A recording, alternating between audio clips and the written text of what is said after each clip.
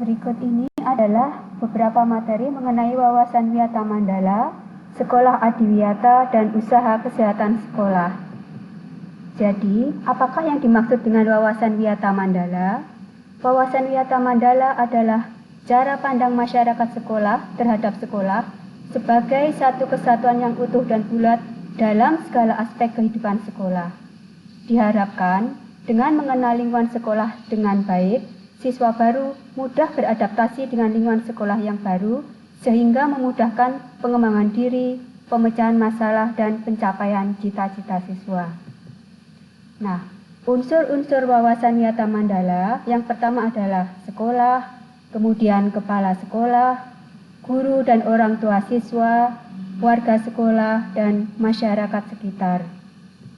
Yang pertama, sekolah sebagai lingkungan pendidikan yang mempunyai makna sebagai tempat untuk menuntut ilmu, tempat guru mengajar dan mengembangkan ilmu pengetahuan. Diharapkan siswa mengenal sekolah dengan baik, meliputi alamat sekolah, tata tertib sekolah, kemudian struktur organisasi sekolah, ruangan-ruangan yang ada pada sekolah tersebut, kemudian mengenal guru-guru dan staf karyawan. Yang kedua, kepala sekolah mempunyai wewenang dan tanggung jawab penuh atas penyelenggaraan pendidikan dalam lingkungan sekolahnya. Guru dan orang tua siswa harus ada saling pengertian dan kerjasama yang erat untuk mengemban tugas pendidikan. Para warga sekolah di dalam maupun di luar sekolah harus senantiasa menjunjung tinggi martabat dan citra guru. Kemudian, masyarakat sekitar, sekolah harus bertumpu pada masyarakat sekitarnya sehingga terjalin hubungan yang erat antara sekolah dan masyarakat sekitar.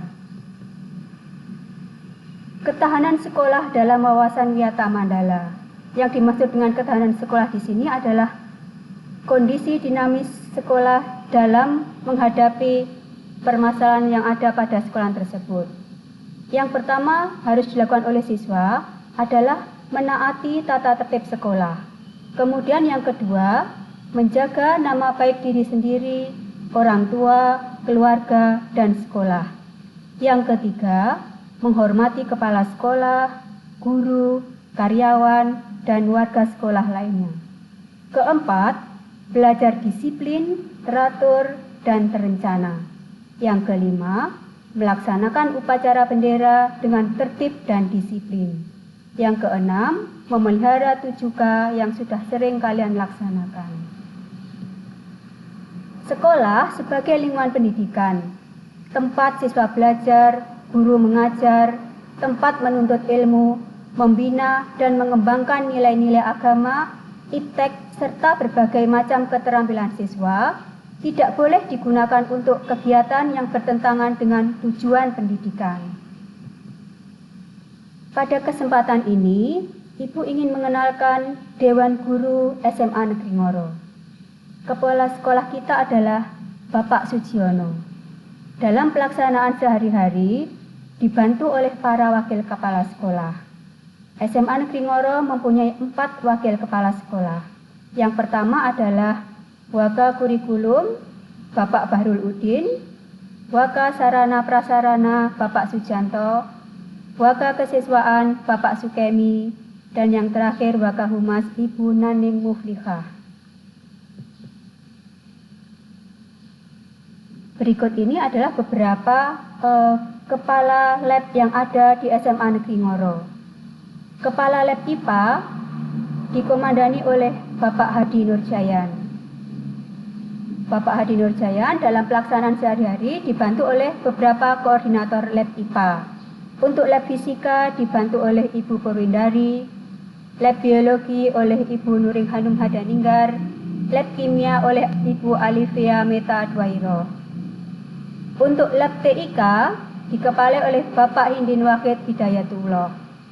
Untuk lab bahasa dikepalai oleh Ibu Nurfiana Andayani, sedangkan kepala perpustakaan adalah Bapak Sugiyoto.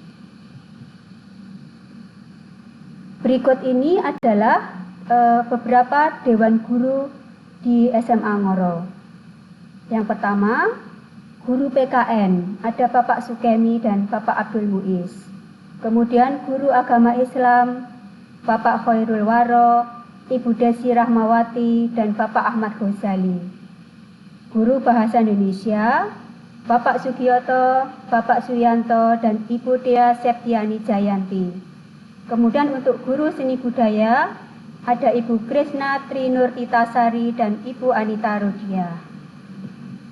Selanjutnya, guru bahasa Inggris. Ada Bapak Bahrul Udin, ada Bapak Eko Suprihono, ada Bapak Yusuf Effendi, dan Ibu Nurfiana Andayani. Kemudian untuk guru matematika, ada Bapak Suprihadi, Bapak Tioso, Bapak Ahmad Fauzi, Bapak Yusuf Priyo Abdillah, dan Ibu Hani Asadah. Guru sejarah, ada Ibu Masko Idaroh dan Ibu Imro'atun Hasanah. Guru ekonomi, ada Ibu Ribut Wijiati dan Ibu Mistinah. Guru geografi, ada Ibu Dwi Puspita Ningrini dan Bapak Afrindo Bagus Ermawan. Guru sosiologi, ada Ibu Naning Muflihah dan Ibu Yayang Nurita. Selanjutnya adalah guru fisika. Ada Ibu Purwindari, Bapak Aldian Kristanto, Bapak Hadi Nurjayan, dan Ibu Zetira Sayyidatus Hiyati. Guru biologi, ada Ibu Nuring Hanum Hadaninggar. Guru kimia, ada Ibu Trisunu Rohaniwati, Bapak Agus Dwi Santoso, dan Ibu Alivia Meta Duairo. Guru bahasa Jerman, Bapak Handoko Langgeng. Untuk guru bahasa Jawa, ada Ibu Tri Iswanti dan Bapak Ivan Azaria Iqbal. Guru TIK dipegang oleh Bapak Hindin Wahid Hidayatullah. Kemudian untuk guru penjas orkes, ada Bapak Edi Prabowo, Bapak Bayu Setionugroho, dan Bapak Billy Yusak Desausa. Untuk guru bimbingan dan konseling, ada Ibu Evi Rohani dan Ibu Nurul Khotimah. Berikutnya adalah staf tata usaha SMA Negeri Ngoro. Kasubag tata usaha pada SMA Negeri Ngoro adalah Bapak Saiful. Dalam pelaksanaan sehari-hari, dibantu oleh Bapak Zafarul Hadi sebagai operator sekolah, Ibu Lulu Zakia, Ibu Yayu Indarti, dan Ibu Gita Anggreni dalam urusan administrasi keuangan. Kemudian ada Bapak Fatkur Rosi untuk administrasi sarana, ada Bapak Saifuddin Askat Umar untuk administrasi kesiswaan, ada Ibu Vini Triskin Mintarti untuk administrasi kepegawaian, Ibu Siska Anjarsari untuk administrasi persuratan. Kemudian ada Ibu Diah Maharti yang sehari-hari mengenai koperasi.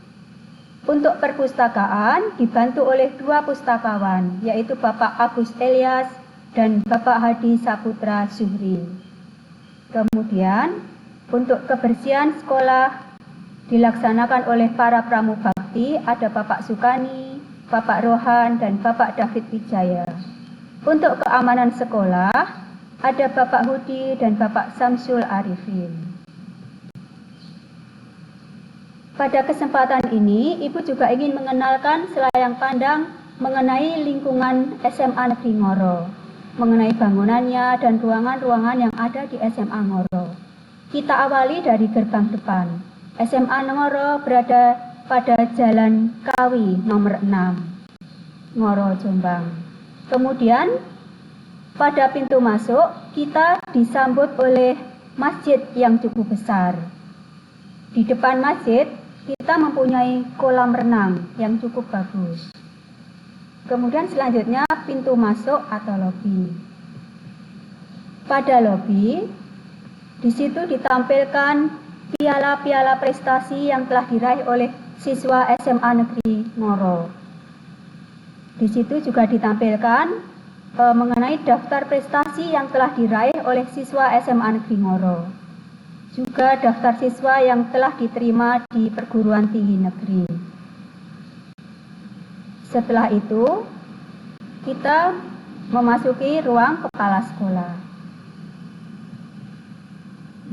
Berikutnya adalah ada ruang tata usaha, ruang guru, ruang wakil kepala sekolah, dan lab komputer. Oh ya, kita mempunyai beberapa lab. Ada lab biologi, lab fisika, lab kimia, dan lab bahasa. Nah, selanjutnya adalah ruangan UKS. Kemudian perpustakaan. Pada perpustakaan tampak tumpukan buku-buku karena pada saat itu siswa baru saja mengembalikan buku-buku yang telah dipinjam. Kemudian ada koperasi siswa. Kita juga sudah mempunyai greenhouse walaupun sederhana. Kemudian berikutnya adalah deretan ruang kelas tempat kalian belajar. Kita juga sudah mempunyai lapangan basket yang cukup bagus. Ada kantin sekolah. Kemudian di depan kantin sekolah kita memiliki hutan sekolah. Materi selanjutnya adalah mengenai sekolah adiwiyata. Jadi apa yang dimaksud dengan sekolah adiwiyata? Sekolah adiwiyata dimaksudkan sebagai tempat yang baik dan ideal di mana dapat diperoleh segala ilmu pengetahuan dan berbagai norma serta etika yang dapat menjadi dasar manusia menuju terciptanya kesejahteraan hidup kita dan menuju kepada cita-cita pembangunan berkelanjutan.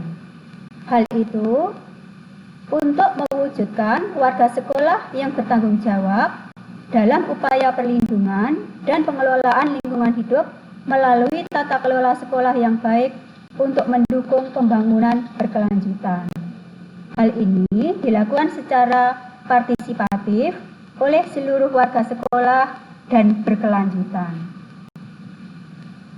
Adapun komponen-komponen adiwiyata, yang pertama adalah kebijakan yang berwawasan lingkungan. Yang dimaksud di sini adalah visi misi sekolah berwawasan lingkungan menciptakan sekolah yang bersih dan sehat. Yang kedua adalah pelaksanaan kurikulum berbasis lingkungan.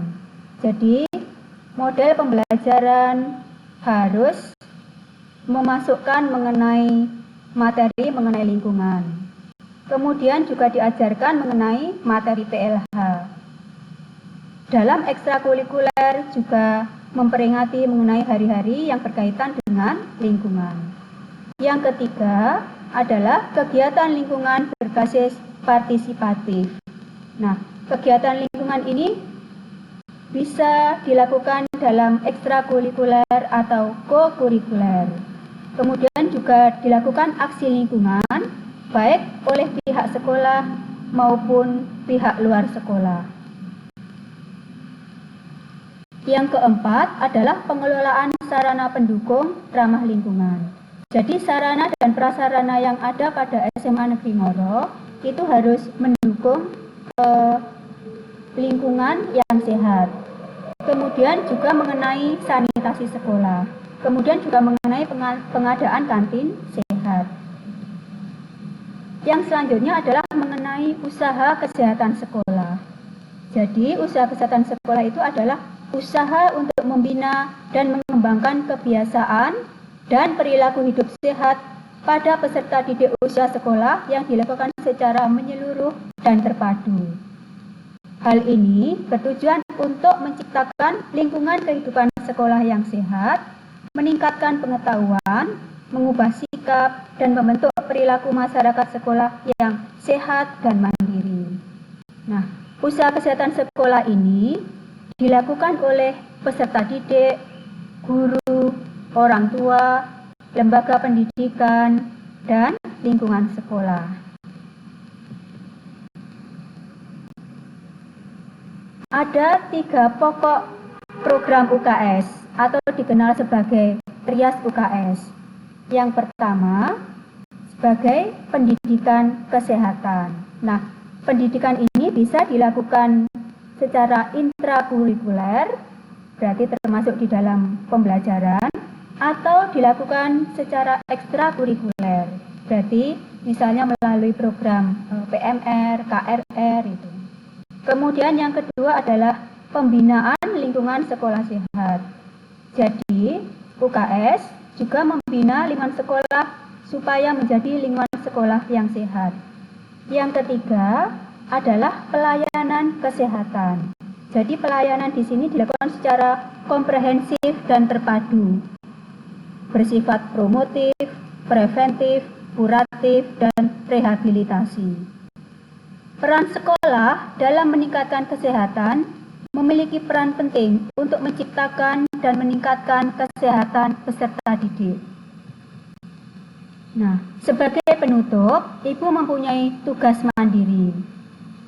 Tugas mandiri ini tuliskan pada lembar pertanyaan yang telah disediakan oleh sekolah. Kemudian foto dan kirimkan ke WA Group atau mungkin media lain yang disediakan oleh sekolah. Pada hari ini, Senin 13 Juli 2020, sebelum pukul 14.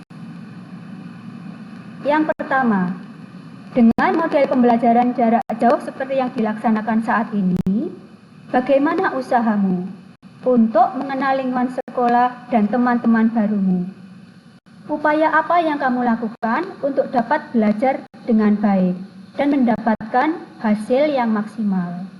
Yang kedua, sebutkan dan jelaskan aktivitas-aktivitas yang dapat kamu lakukan untuk melestarikan lingkungan di sekitarmu. Yang terakhir, dalam situasi pandemik COVID-19 seperti saat ini, jelaskan upaya-upaya apa yang dapat kamu lakukan untuk menjaga kesehatan dirimu sendiri dan lingkungan di sekitarmu. Demikian materi yang saya sampaikan, semoga bermanfaat bagi anak-anakku. Wassalamualaikum warahmatullahi wabarakatuh.